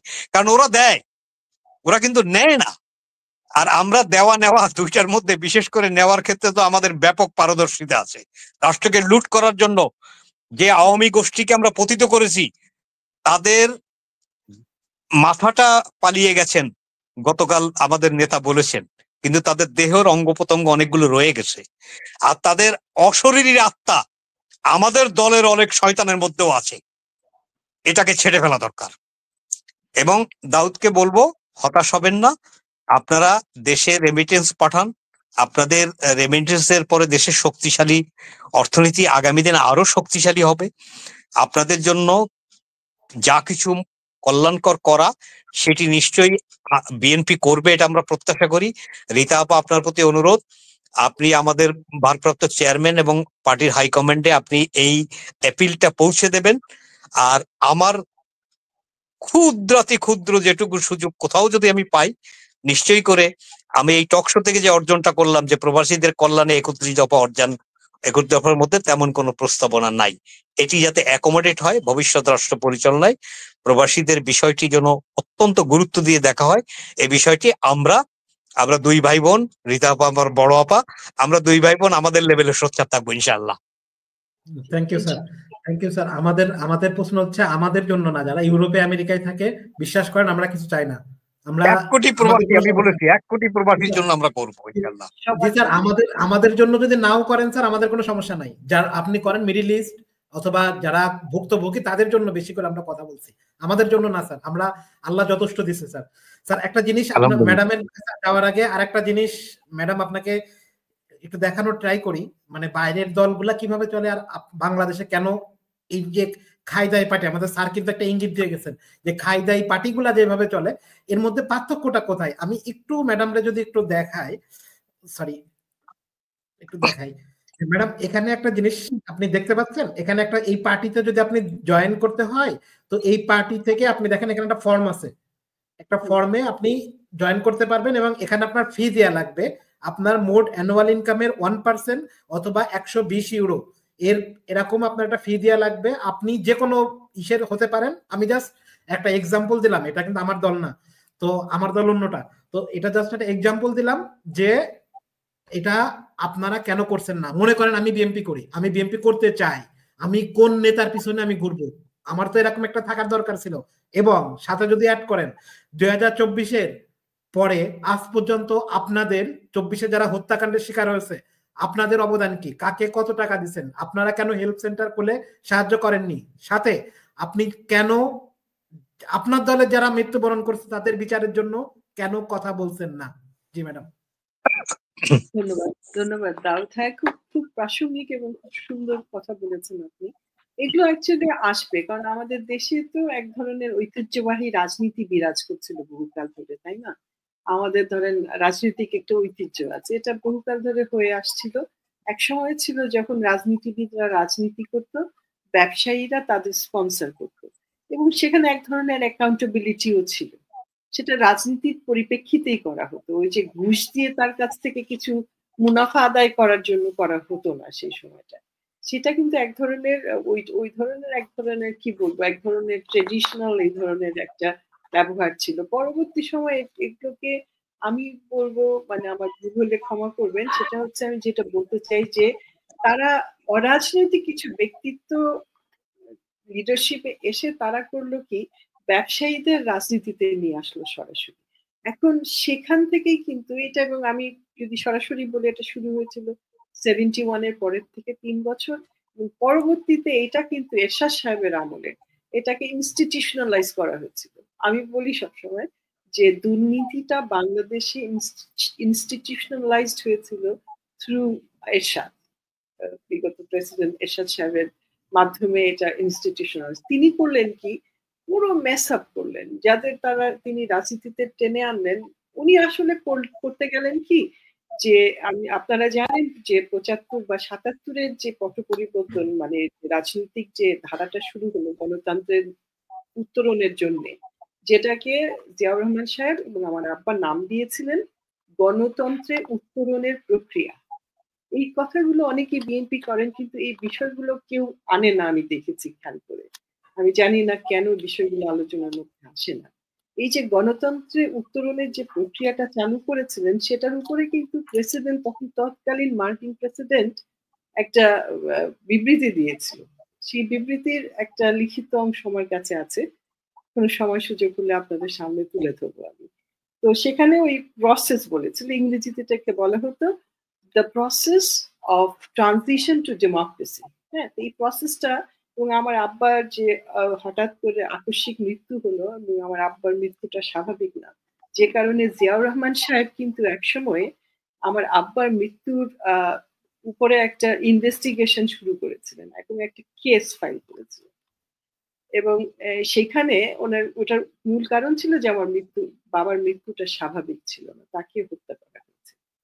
তো যাই হোক, তো এই আমার বাবার মৃত্যুর পরে মার্কিন প্রেসিডেন্ট কার্টার আমার বাবার উপরে একটা শোক বার্তা পাঠিয়েছিল, যেটা স্বাভাবিক না, কারণ প্রেসিডেন্ট তো ওই যে প্রোটোকল থাকে, এটা তারেক সাহেব হয়তো বলবেন এবং অনেকেই বুঝবেন, যে কিন্তু আমার বাবার মৃত্যুর পরে মার্কিন প্রেসিডেন্ট কিন্তু শোক বার্তা পাঠিয়েছিল, এবং 3 পাতার, সেখানে সে 4-5 বার বা 3 বার উনি ওই প্রসেসের কথা উল্লেখ করেছিলেন। এই যে প্রক্রিয়াটা যেটা চালু হয়েছিল, সেখানে আমার আব্বার একটা বড় ভূমিকা ছিল। তো যাই হোক, তখন যে সংকটটা ছিল ভারত। দেখেন, ভারত আমাদের প্রতিবেশী এবং সব থেকে বৃহত্তর প্রতিবেশী, কিন্তু এখানে একটা আছে, এখানে একটা খুব গিমিক আছে, এটা খেয়াল করতে হবে। ভারত কিন্তু আমাদের যে প্রতিবেশী, যে অংশটা ভারতের, তারা কিন্তু সবাই ভারত বিরোধী। খেয়াল করে দেখেন, তারা কেউ ভারতের সঙ্গে থাকতে চায় না। এই যে 7 সিস্টার বিশেষ করে এই অংশটা কিন্তু ভারতের সঙ্গে থাকতে চায় না। পশ্চিম বাংলাও কিন্তু আইসোলেটেড। পুরো যে ভারতের যে কেন্দ্রীয় রাজনীতি, সেখানে পশ্চিম বাংলা কিন্তু আইসোলেটেড। আমরা কিন্তু বর্ডার, এই রেবেল গ্রুপটা, ভারতের যে রেবেল প্রভিন্স গুলো আছে, এগুলোর সঙ্গে কিন্তু বাংলাদেশের বর্ডার। আমাদের কিন্তু উত্তর ভারতের সঙ্গে আমাদের বর্ডার নাই। তো খেয়াল করতে হবে, ভারত আমাদের প্রতিবেশী হলো কাদের সঙ্গে আমাদের মানে এই বর্ডারিংটা আছে। তো এটা একটু খেয়াল করবেন, এটা খুব ইম্পর্টেন্ট পয়েন্ট ভারতের সঙ্গে সম্পর্ক রাখার জন্য। তো ভারত কিন্তু, যেটা বিশেষ করে কেন্দ্রীয় ভারতের যে রাজনীতি বা পলিসি, যে তাদের প্রতিবেশীদের ঘিরে বাংলাদেশকে সবসময় তারা আন্ডারমাইন করে, তারা বাংলাদেশকে ছোট করে দেখেছে আজীবন। আপনি ইতিহাসটা দেখেন, বাংলাদেশের স্বাধীনতার পরের থেকে বা পাকিস্তান যে পার্টিশন যেটা হলো 1947, একজন উল্লেখ করেছিলেন পলাশির যুদ্ধ থেকে শুরু করে, তারও আগে বাঙালি বা মুসলমান বাঙালিদের একটা ইতিহাস আছে। এই অঞ্চলে অনেকে, ভারত যেমন ওই যে যেটা অখণ্ড ভারত বলতে এখন যেটা ওরা একটা প্রচার শুরু করেছিল, মোদী বিগত সময় খুব বড়ভাবে করেছিল, হিন্দুত্ববাদ আর অখণ্ড ভারত। এগুলোর মূল কারণটা ছিল, তারা বলতে চায় যে মুসলমানরা এসে অকুপাই করেছে আমাদের অকুপাই করবার পরে আমাদের এই অঞ্চলের মানুষগুলো মুসলমান হয়েছে, যেটা সত্যি না। ইসলাম যখন প্রবর্তন হয়েছিল বহুকাল আগে, তখন থেকে কিন্তু তার কিছুদিনের মধ্যেই ইসলামটা আমাদের অঞ্চলেও চলে এসেছিল। সেখানে পার্সেন্টেজ খুব কম ছিল। আমি কয়েক জায়গায় রেফারেন্স খুঁজে দেখলাম, সেখানে 5 থেকে 6% মুসলমান কিন্তু এই অঞ্চলে ছিল। তারপরে এটা বাড়তে থাকে, এবং পরে যখন ওই যে যখন মোগলদের আগে যখন ইসলাম আসলো এখানে, বা ইসলামিক শাসন যখন জারি হলো, তখন এটার প্রসারটা বাড়ে। কি কারণে বাড়ে? কারণ ইসলাম খুব লিবারেল একটা রাজনীতি, একটা ধর্ম। সেখানে ওই যে হিন্দুদের যে ওই যে ক্লাসিফিকেশন আছে, যে ক্ষুদ্র যাদের, মানে ছোট যাদের শ্রেণীভেদটা আছে, সেই শ্রেণীভেদের কারণেই কিন্তু অনেকেই ইসলাম গ্রহণ করেছিল। তাদের উপর ভীষণভাবে নির্যাতন করা হতো। এখনো তো বলা হয় ভারতের মাত্র 7% হচ্ছে ব্রাহ্মণ, তারা নিষ্পেষণ করে হচ্ছে বাকি সব হিন্দুদের উপরে। তারা ভীষণ, আমরা জানি বহু গল্প আছে। তো সেই জন্য যে ইসলামের বা মুসলমান বাঙালিদের যে একটা ছিল, আমাদের যে একটা ঐতিহ্য আছে, এবং অর্থনৈতিকভাবে বাঙালি মুসলমানরা ভীষণ অগ্রসর ছিল সেই সময়ে। সুবে বাংলা যেটা বলা হয়, সারা বিশ্বের যে অর্থনৈতিক লেনদেন ছিল 1/3 ছিল আমাদের, তার 4 ভাগের 1 ভাগ ছিল আমাদের সুবা বাংলার ইয়ে থেকে হতো, ব্যবসা। এত মানে ওরা এত অগ্রগামী ছিল এবং ব্যবসায়িকভাবে এত সফল ছিল। সেটাকে ব্রিটিশরা আসার পর থেকে এটার একটা ধস নামানো হয়, এটা উদ্দেশ্যমূলকভাবে নামানো হয়। এবং ওই যে সুলতানাতের যে জমিগুলো ছিল সেগুলো হিন্দুদের দিয়ে, কারণ হিন্দুরা মূলত মুসলমানদের কর্মচারী ছিল, যে কারণে কিন্তু ওই যে বাংলা যে ভাগ হলো, এটাও কিন্তু এই মূল কারণে তারা বাংলা ভাগ করলে, এই জন্য যে মুসলমানদের তখন ক্ষমতায়নটা অনেক বেড়ে যেত। এই কারণে তারা মুসলমানদের সাইজ আপ করার জন্য বাংলা ভাগ করেছে। আমি সোজা কথাটা বলে দিলাম। এটা শ্যামাপ্রসাদ এবং তাদের নেতৃত্বে যারা যে গোষ্ঠীটা ছিল, তারা মূলত এটা করতে সহায়তা করেছিল। তো সেই জন্য বলছি যে আমাদের এই অঞ্চলের যে একটা ঐতিহ্য আছে, এটাকে কখনোই, মানে বিশেষ করে ব্রিটিশ সময় থেকে ইন্ডিয়া যে সৃষ্টি হলো টু নেশন থিওরির ভিত্তিতে, তারা কখনোই বাঙালি বা মুসলমানদের এই জিনিসটাকে ওরা গ্রহণ করেনি। এই জন্য তারা সবসময়, এই যে দেখেন যেসব কাজগুলো করলো এবং শেখ হাসিনার মাধ্যমে যেসব করলো বাংলাদেশের দেখেন শিক্ষা পদ্ধতিতে, বাংলাদেশের মানে একটা মূল জায়গায় গিয়ে মানুষের বাচ্চাগুলো ব্রেন ওয়াশ করবার জন্য তারা ভারত থেকে আমাদের এই স্কুলের বইগুলো ছাপিয়ে নিয়ে এসে সেখানে তারা টেম্পার করতো, এবং নানান রকম কনসেপ্ট তারা নিয়ে আসছিল, যে ইসলাম হচ্ছে একটা অকুপাইড, যারা আমাদের অকুপাই করেছে তাদের ধর্ম, এটা এই অখণ্ড ভারতের ধর্ম ছিল না। জি ম্যাডাম, এগুলো অনেক উদ্দেশ্যমূলক ভাবে করেছে এবং এটা সফল হচ্ছে শেখ হাসিনার মতন একজন ব্যক্তির কারণে, যার কোনো মনুষ্যত্বই ছিল না। তার মানসিক ভারসাম্য নিয়েও অনেক প্রশ্ন আছে। তো যাই হোক, তো এই ভারত আমাদের প্রকৃত বন্ধু হতে পারেনি কখনো। তো সুতরাং আমাদের ভারতের সঙ্গে চেক অ্যান্ড ব্যালেন্স করে আমাদের সম্মান এবং আমাদের অধিকারগুলোকে শক্তভাবে প্রতিষ্ঠিত করবার জন্য ভারতের সঙ্গে আমাদের সম্পর্ক। সবার সঙ্গে বন্ধুত্ব হয় না। আপনার বিএনপির সময় কিন্তু ফরেন পলিসি ছিল লুক ইস্ট পলিসি, হ্যাঁ, লুক ইস্ট ছিল, সবার সঙ্গে বন্ধুত্ব এরকম কোনো ফরেন পলিসি ছিল না। এটা বিভিন্ন সময় শেখ হাসিনার সময় এসে সবার সঙ্গে বন্ধুত্ব, কারণ শেখ হাসিনা তার বাবা বলে দিয়েছিল সবার সঙ্গে বন্ধুত্ব, ওইটাকে টেনে নিয়ে এসেছিল বলে। তো সেই জন্য বহু ঘটনা আছে, এগুলো ব্যাকগ্রাউন্ড অনুধাবন করা দরকার। আমরা আসবো, আমাদের জাস্ট দুইজন আছে, 2-3 জন, তো জাস্ট সংক্ষেপে প্রশ্ন। মহসিন ভাই, যদি আপনি খুব সংক্ষেপে প্রশ্ন করেন, আমাদের আসলে সময় অনেক হয়ে গেছে, খুব সংক্ষেপে প্রশ্ন করবেন। মহসিন ভাই, শুনতে পাচ্ছেন? আসসালামু আলাইকুম ওয়া রাহমাতুল্লাহ। হ্যাঁ বলেন ভাই, সংক্ষেপে প্রশ্ন। দাউদ ভাই কেমন আছেন? রিতা আপু কেমন আছেন? না, আমি একটু পরে করি, আমি মাত্র ঢুকছি তো এখনো বুঝতেছি না, এই জন্য একটু পরে। শহীদ ভাই, আপনি যদি সংক্ষেপে প্রশ্ন করেন। শহীদ ভাই কিছু কি বলতে চান? সংক্ষেপে প্রশ্ন। আসসালামু আলাইকুম ওয়া রাহমাতুল্লাহি ওয়া বারাকাতুহু। আমার কথা কি শুনছেন? হ্যাঁ শুনছি।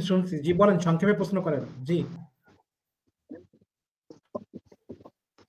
সংক্ষেপে প্রশ্ন হলো, এই আমি রিতা আপাকে অনেকদিন ধরে মানে হয়তো দেখতেছি না, কেউ অসুস্থ ছিল, তো দোয়া করি রিতা আপার জন্য এবং দাউদ ভাই আরো আমাদের উপস্থিত আর একজন মুরব্বী আছে, ওনার জন্য, সবার জন্য দোয়া করি আল্লাহ যেন সবাইকে ভালো রাখে, সুস্থ রাখে। তো আমার প্রশ্ন হলো যে ভারত যে আমাদের প্রতিবেশী রাষ্ট্র, এটা কি প্রতিবেশী রাষ্ট্র তার যে কাজকর্ম, প্রতিবেশী রাষ্ট্র হলে একে অপরের সহযোগিতা এবং একে অপরের সাথে মিলেমিশে থাকা। তো এই ভারতকে প্রতিবেশী, একটা মিনিট, ভারত যে আমাদের প্রতিবেশী, আমরা যদি ওদেরকে প্রতিবেশী মনে করি, তো ভারত যে প্রতিবেশী, ওরা যে আচরণ করছে আমার দেশের জনগণকে যেভাবে হত্যা এবং গুম খুন এই হাসিনারে দিয়া যেগুলা একতা ভাবে করছে, এটা কি একটা প্রতিবেশী রাষ্ট্রের কাজ হইতে পারে কিনা? আমার এই প্রশ্নটার উত্তর। শহীদ ভাই, আমরা আসলে ভারত নিয়ে আজকে আলোচনা করছি না, তো আলোচনা আমরা শেষ করবো। আমাদের স্যাররা দুইজনই মুরব্বী, তো খুব সংক্ষেপে। রহিম ভাই, যদি খুব সংক্ষেপে কোনো কিছু বলতে চান, খুব সংক্ষেপে। দাউদ ভাই, আমি রিতা আপার উদ্দেশ্যে একটা কথা বলি। আপা, ওই আজকে আমি নিরু ভাই আর আমাদের ওই মিলন ভাইয়ের সাথে কথা বলছিলাম, তো নিরু ভাই আমারও বলছিল, তুই যে এইভাবে কথা বলস, তোর কোনো ভয় লাগে না? তা আমি ওই নিরু ভাইকে বলছিলাম যে ভাই, আমি তো দলের কোনো পদে নাই, আমি সমর্থক। তো আমি যত পদে নাই, আমার ওই বহিষ্কারেরও ভয় নেই। তা আমি রিতা আপা আপনার মাধ্যমে রিতা আপা দেশ নায়ক তারেক রহমানের কাছে একটা মেসেজ পৌঁছাইতে চাই। ওই মেসেজটা হলো, আমরা আপনার আব্বার ওস্তাদ মাওলানা ভাসানীকে পছন্দ করি, কারণ মাওলানা ভাসানী বলছিলেন, এই বাংলা আমার, এই বিহার আমার, এই উড়িষ্যা আমার, এই আসাম আমার। আমরা শহীদ রাষ্ট্রপতি জিয়াউর রহমানকে জীবন দিয়ে ভালোবাসি। শহীদ রাষ্ট্রপতি জিয়াউর রহমান ফারাক্কার সমস্যা জাতিসংঘে নিয়ে গিয়েছিলেন। আমরা দেশ নেত্রী বেগম খালেদা জিয়াকে জীবন দিয়ে ভালোবাসি। দেশ নেত্রী বেগম খালেদা জিয়া বলেছিলেন, যদি বাংলাদেশে কখনো আওয়ামী লীগ ক্ষমতা আসে, তাহলে বাংলাদেশে আজানের ধ্বনি শোনা যাবে না, উলুধ্বনি শোনা যাবে। জি ভাই, রহিম ভাই, আমরা শহীদ রাষ্ট্রপতি জিয়াউর রহমানের সুযোগ্য উত্তরসূরি দেশ নায়ক তারেক রহমানের মুখ থেকে সে মাওলানা ভাসানীর কণ্ঠস্বর শুনতে চাই, শহীদ রাষ্ট্রপতি জিয়াউর রহমানের কণ্ঠস্বর শুনতে চাই, দেশ নেত্রী বেগম খালেদা জিয়ার কণ্ঠস্বর শুনতে চাই। আর আমরা যে কারণে ডক্টর ইউনূস স্যার, রহিম ভাই, আমরা হচ্ছে ওই বিষয় নিয়ে পরে আবার অন্য আরেকটা টক শো করবো, যেহেতু আমাদের এটা না। জি ভাই, দাউদ ভাই, আমার মূল কথাটা আমার মূল কথাটা আবার বলা হয় নাই। আমরা যেই কারণে ডক্টর ইউনূস স্যারকে পছন্দ করি, উনার উপদেষ্টা পরিষদের কাউরে পছন্দ করি না, শুধুমাত্র উনাকে পছন্দ করি। ওই কারণটা হলো উনি ফ্রান্সে থাকা অবস্থায় প্রধান উপদেষ্টা হওয়ার আগে উনি ভারতীয় আধিপত্যবাদের বিরুদ্ধে আপনার বাবার মতো আঙ্গুল তুলে, মাওলানা ভাসানীর মতো আঙ্গুল তুলে বলেছিলেন, যদি বাংলাদেশ অশান্ত হয় তাহলে 7 সিস্টার শান্তিতে থাকবে না। জি জি ভাই, আমরা এই বয়সটা চাই। রহিম ভাই, আমরা ওই বিষয় নিয়ে আর একটা টক শো করবো পরে। আমরা আসলে আজকের বিষয়টাই নিয়েই থাকি। আজকের আসলে আমাদের সময় হয়ে গেছে, এখনই শেষ করে ফেলবো। তা আমরা স্যারের কাছে যাব। স্যার, আমরা সরি, আসলে মানে আমাদের এত প্রশ্ন, এটা আসলে একটু টাইম হয়ে লেগে যাচ্ছে। তারপরেও সরি স্যার, আমরা একটু প্রশ্ন করতে চাই, আপনাদের কাছ থেকে শিখতে চাই। আপনি 2025 নম্বরে বলছেন স্বাস্থ্য সেবা দিবেন। স্বাস্থ্য সেবার যে কস্ট, স্বাস্থ্য সেবার যে এটা কিভাবে অ্যাডজাস্ট করবেন? এটা জার্মানিতে করতে যেও সমস্যা, এটা এরকম বিষয়ে এরকম কোনো পদক্ষেপ আপনাদের নাই। কিভাবে কোনটা কি করবেন এরকম কোনো পদক্ষেপ আপনাদের দেখি নাই। এবং আপনারা যদি স্যার, আমি স্যার আসলে সরি, আমি আসলে এইভাবে বলতে চাইছিলাম না স্যার বিএনপি সম্পর্কে। আমি যদি স্যার বিএনপি নিয়ে যদি আপনি 31 দফা নিয়ে বলেন, যেহেতু আমি এটা নিয়ে অ্যানালাইসিস করছি, এটার 31 দফার 31টা জায়গায় আমি ভুল ধরাই দিব। এখানে রিতা ম্যাডাম আছেন, 31 দফার 31টা জায়গায় বড় বড় মিস্টেক। তো স্যার আপনি যদি প্রথমেই স্যার আপনার ফার্স্ট ইমপ্রেশন, মানে ওই যে লাভ এট ফার্স্ট সাইট আছে না স্যার, এটা তো আপনারাই শিখাইছিলেন। তো এই লাভ এট, আপনার দলের প্রতি আমাদের যে ভালোবাসা, এটা প্রথমে দেখে যদি আপনি সিরা বুড়া কালি টালি মেখে থাকেন, তো এটা কি আমাদের ভালোবাসা আসবে জনগণের? জি স্যার, আপনার সাথে যদি আপনার শেষ বক্তব্য স্যার। জি স্যার। ধন্যবাদ। আই রিপিট, 31 দফা কিন্তু একটা প্রস্তাবনা, এবং এই প্রস্তাবনাটা আরো প্রায় 2 বছর আগে তৈরি হওয়া। তখনকার বাংলাদেশের প্রেক্ষাপটটা আমাদের বিবেচনায় নিতে হবে। 31 দফা আল কোরআনের বাণী নয়। 31 দফা এমনকি বাংলাদেশের সংবিধানের মতো কোনো জিনিস না যে এটা সংশোধন করতে গেলে 2/3 মেজরিটি লাগবে, ব্যাপারটা কিন্তু তা না। 31 দফা একটা প্রস্তাবনা, যেই প্রস্তাবনা দিন এলে সময়ের পরিক্রমায় আরো অনেক ম্যাচিউরড হবে, আরো অনেক পরিবর্তিত হবে, আরো অনেক পরিশীলিত হবে, পরিমার্জিত হবে, জনগণের জন্য আরো প্রয়োজনীয় হবে। 31 দফাকে আক্রমণ না করার অনুরোধ এই কারণে করব, আমি আবারও বলছি, বিএনপি তো আজ থেকে প্রায় 2 বছর আগে রাষ্ট্র মেরামতের একটা প্রস্তাবনা দিয়েছে। সেই প্রস্তাবনায় কিছু দুর্বলতা থাকতে পারে। আমি শুনে খুশি হয়েছি যে আপনি মাত্র 31টা ভুল ধরেছেন। এটা নিশ্চয়ই একটা ভালো দিক, 31টা ভুল ধরেছেন। ভুল তো আরো বেশি থাকার কথা। একটা প্রস্তাবনা 18 কোটি মানুষকে সন্তুষ্ট করার জন্য, সেই প্রস্তাবনার মধ্যে যদি আপনি 31টা বা 50টা ভুল ধরেন, এটা খুব বেশি ভুল না। আর এটি স্থির না, এটা চলমান একটা প্রক্রিয়া। আপনি দেখেন, একমাত্র রাজনৈতিক দল বিএনপি যে রাষ্ট্র মেরামত, সংস্কার, রাষ্ট্রের প্রয়োজনের নিরিখে একটা প্রস্তাবনা দিয়েছে। আর কোন রাজনৈতিক দল দিয়েছে? অনেকেই তো ক্ষমতায় যাওয়ার স্বপ্ন দেখেন। কেউ কেউ তো ধরেন বিএনপি কে বিট করে ক্ষমতায় যাবেন, এই জন্য আওয়ামী লীগকে পুনর্বাসনের কাজ শুরু করে দিয়েছেন ইতিমধ্যে। এবং কেউ কেউ তো আপনার দেখা যাচ্ছে যেটা অপ্রয়োজনীয় এবং আপনার ধর্মের নিষেধ আছে, সেই কাজ করছেন। আপনি মন্দিরে যে অন্য ধর্মাবলম্বীকে সন্তুষ্ট করার জন্য গীতা পাঠ শুরু করে দিয়েছেন। এই যে প্রেস ক্লাবের অনুষ্ঠানে আপনি ইকবাল সোবহান চৌধুরী, মঞ্জুরুল হাসান বুলবুলের মতো ডাকাত সাংবাদিকদেরকে পাশে বসে চা নাস্তা খাচ্ছেন, এটা হলো ক্ষমতায় যাওয়ার উদগ্র বাসনা। এরকম অনেক রাজনৈতিক দলেরই আছে, কিন্তু বিএনপি একমাত্র দল তারা রাষ্ট্র মেরামত এবং সংস্কারের জন্য সুনির্দিষ্ট একটা প্রস্তাবনা দিয়েছে। যে কারণে আপনি দাউদ এবং বাংলাদেশের অন্যান্য নাগরিকরা এর ত্রুটি বিচ্যুতি বের করছেন, এটাকে আমি পজিটিভলি নিচ্ছি। ত্রুটি বিচ্যুতি বের করে দেওয়ার অর্থই হলো আপনি চান এর মধ্যে ত্রুটি বিচ্যুতি না থাকুক। নিশ্চয়ই আপনার চাওয়া পূরণ হবে। ধন্যবাদ স্যার। আপনাকে ধন্যবাদ স্যার। আমি আমার ম্যাডামের কাছে যাব। ম্যাডাম, আপনার শেষ বক্তব্য এবং সাথে যদি অ্যাড করতেন আমাদের, মানে কি বলবো ম্যাডাম, আমরা আসলে এই টাইপের প্রশ্ন করার জন্য সরি, যে আপনি আপনার 2 নম্বর দফায় যে বলছেন যে নির্বাচনকালীন যেই প্রক্রিয়া আছে এই প্রক্রিয়ায় তত্ত্বাবধায়ক সরকারের পক্ষে গেছেন, ভালো কথা। তত্ত্বাবধায়ক সরকার ম্যাডাম 2-1টা টার্মের জন্য ভালো, এটা যদি অনেক দিন থাকে তাহলে বিচার বিভাগ আর স্বাধীনতা থাকে না, ওখানে রাজনীতি হয়েই যাবে অটোমেটিক, কারণ ওখানে তো আপনার ক্ষমতার একটা খেলা আছে। তো আপনি এই তত্ত্বাবধায়কের যে নাটক, এই নাটক করতে যে বিচারালয় শেষ করছেন, এটাকে আপনারা বুঝতে পারছেন কিনা। দ্বিতীয়ত সাথে আরেকটু অ্যাড করবেন, আমরা আপনার শেষ বক্তব্য সাথে একটু অ্যাড করবেন ম্যাডাম, যে আমরা চাইছি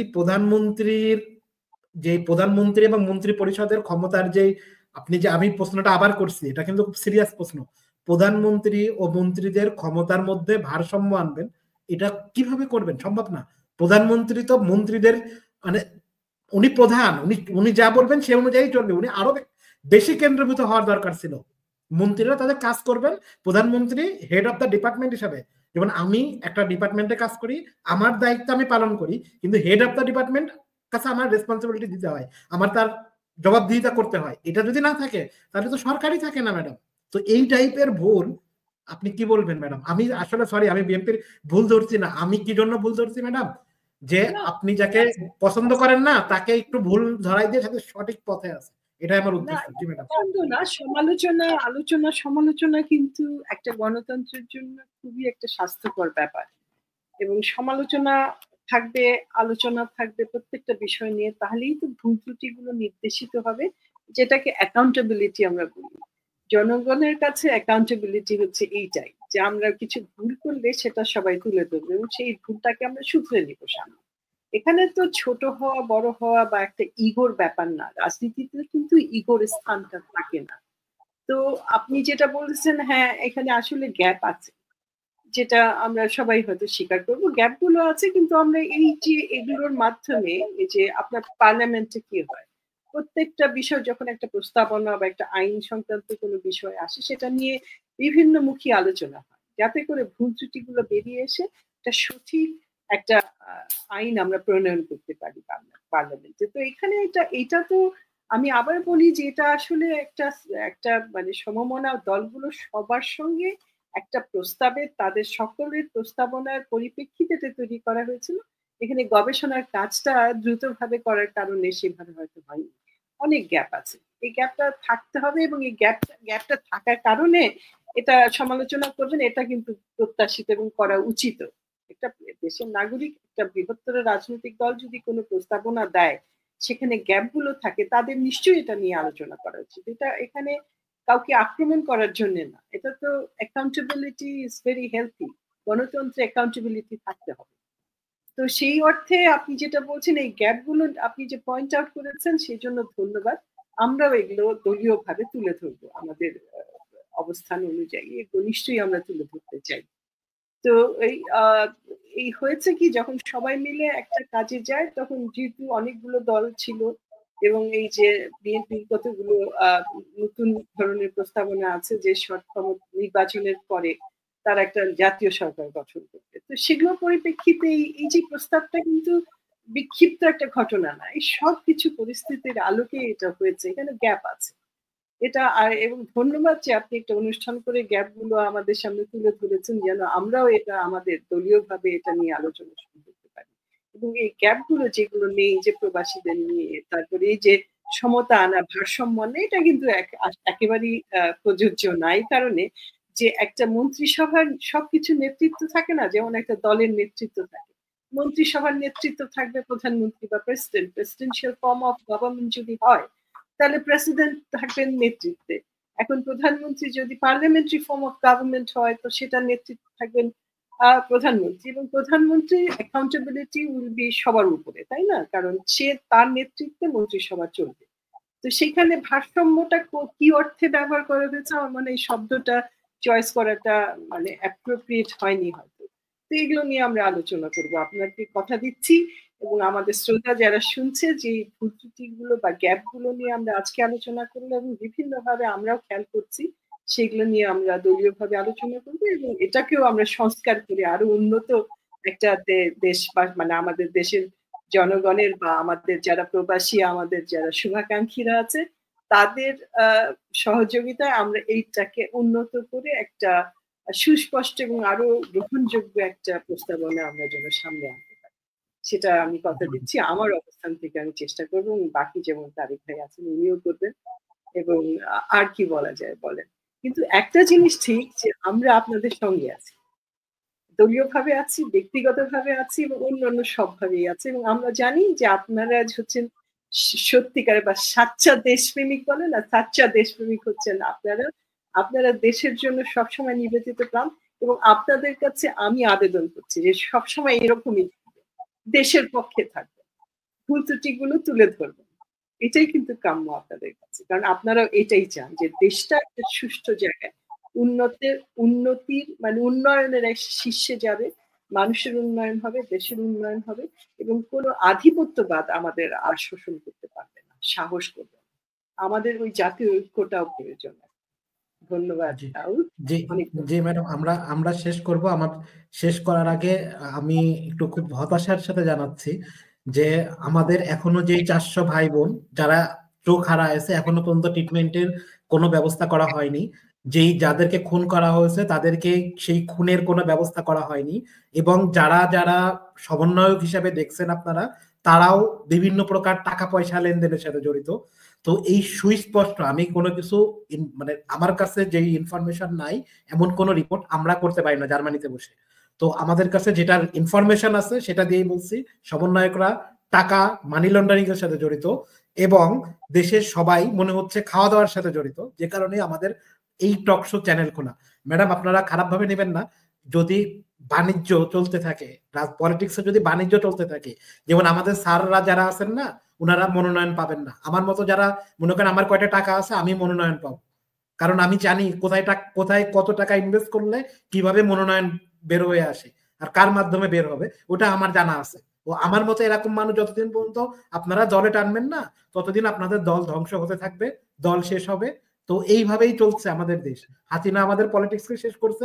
ওই পলিটিক্স থেকে আমরা বিএনপির যে রিফর্ম চাইছিলাম, বিএনপির সুন্দর, আমরা জানি বিএনপি আপনাদের মতো অনেক ভালো মানুষ আছে, তাদেরকেও আমরা ফ্রন্ট লাইনে দেখতে পাচ্ছি না। যাদের, ম্যাডাম আমি সরি আমি এইভাবে কথা বলার জন্য, যাদের ব্যর্থতা ছিল তাদের ব্যর্থতার দায় নিয়ে ক্ষমতার থেকে সরে দাঁড়ানো উচিত ছিল। আমি নাম বলতে পারি, আপনাদের পররাষ্ট্র যারা চালায়, আমরা তো পররাষ্ট্র বিষয়ে একটু পড়াশোনা করছি, তো এই পররাষ্ট্র যারা চালায় এদেরকে সামনে এনে বসাই দেন। যদি ম্যাডাম যদি টিকতে পারে তো সেই দিন থেকে হাতে চুরি পরে থাকবে, এরা কিছু জানে না পররাষ্ট্রনীতি সম্পর্কে। এবং আপনাদের কোনো অ্যানালাইসিস টিম এই পর্যন্ত আমি দেখি নাই। আপনাদের নিজেদের মধ্যেও যেই মানে একটা মানে দুই দলের মধ্যে যে ফাইট করে একটা ভালো নীতি আসবে, এরকম টাইপের কোনো প্ল্যান আপনাদের নাই। আপনারা ধরে নিছেন জিয়াউর রহমানকে যেহেতু আমরা ভালোবাসি, আপনারা ধরে নিছেন ওই অ্যাসেটই আপনাদের সব। তো এটা আমাদের কাছে খুবই হতাশাজনক ম্যাডাম। এই কারণেই আমাদের কথা বলা, আমরা কোনো দলীয় পারপাস সার্ভ করি না, এটা আমাদের চ্যানেলের বৈশিষ্ট্য না। আমরা শুধুমাত্র জনগণের পক্ষে, সে যেই দলই হোক তার এগেনস্টে আমরা কথা বলে যাব। যে স্যার আপনারা যদি আপনাদের কাছে প্রত্যাশা, কিন্তু আমাদেরও এই প্রত্যাশা যে আপনারা দেশের পক্ষে এবং মানুষের পক্ষে বলবেন, কোনো দলের পক্ষে বলবেন না। এবং আপনি যে সমালোচনা বা যে বিষয়গুলো তুলে ধরছেন এটা খুবই কনস্ট্রাকটিভ, এটা গঠনমূলক সমালোচনা, এবং এটা হওয়া প্রয়োজন। একটা গণতান্ত্রিক সমাজে যেখানে মানুষের প্রতিনিধিত্ব থাকবে সেখানে সমালোচনা থাকতে হবে। যদি না থাকে তখন ওই যে স্বৈর শাসনের সৃষ্টি হবে। সুতরাং আপনি যে কাজটা করছেন তার জন্য আপনাকে আমরা স্বাগতম জানাই এবং ধন্যবাদ জানাই। Thank you madam.